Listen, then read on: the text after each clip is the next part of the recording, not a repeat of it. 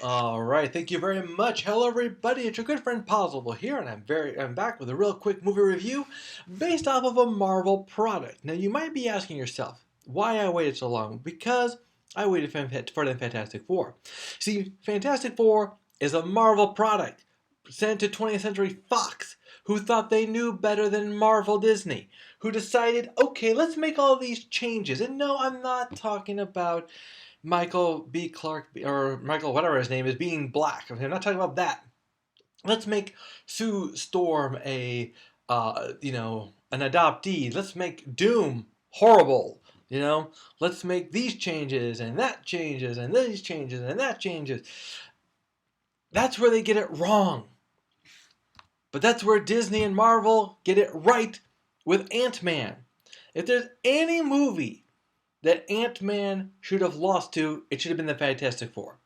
Fantastic Four, iconic, been around for a long time, team-based, family-based, anything else you can imagine based. It's got everything going for it. Ant-Man rarely has been his own product.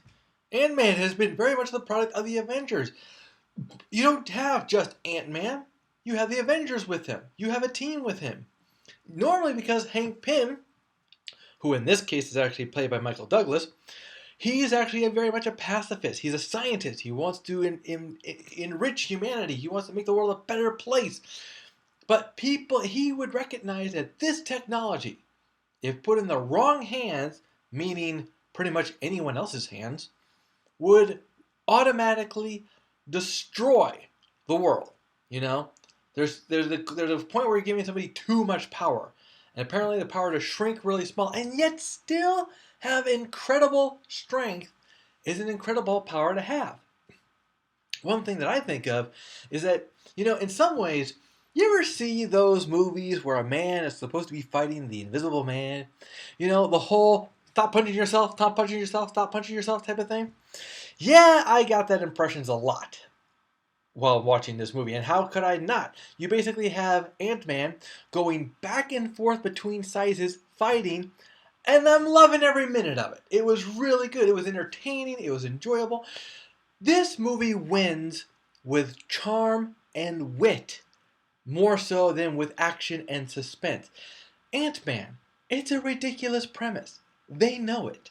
But they're going to go with it. And they're going to make it happen. And they're going to tell people that, okay, as strange as this is, it's actually happening. And you're loving him for it, The best part about it, though, the part, in my opinion, and remember, I don't watch trailers. If I know I'm going to see something, I don't want to know anything about it before I go see it. That said, Michael Pena and his buddies, who are also friends with Paul Rudd, are hilarious. Those guys steal this movie. You almost wish you could spend more time with them and not so much time with Paul Rudd, because you get it. You go through the training montage. He just got out of prison. He's looking for a job. They tell him, hey, break into this one guy's place. Steal whatever in his impressive vault. That's got to have a lot of money in it, right? Right. So anyway, you'll understand when you see the movie. Ant-Man, definitely a see it. Because, like I said, it wins off of charm. And I personally don't understand what was wrong with the villain. I liked the villain. I don't know what you would expect. He has his goals, he has an ambition, but he's also kind of sick in the head. That's what a villain's supposed to be. I mean, he has this great plan of really taking over. And he does it in front of Michael Douglas's face, Dr. Hank Pym's face. You gotta wonder, was that really by accident?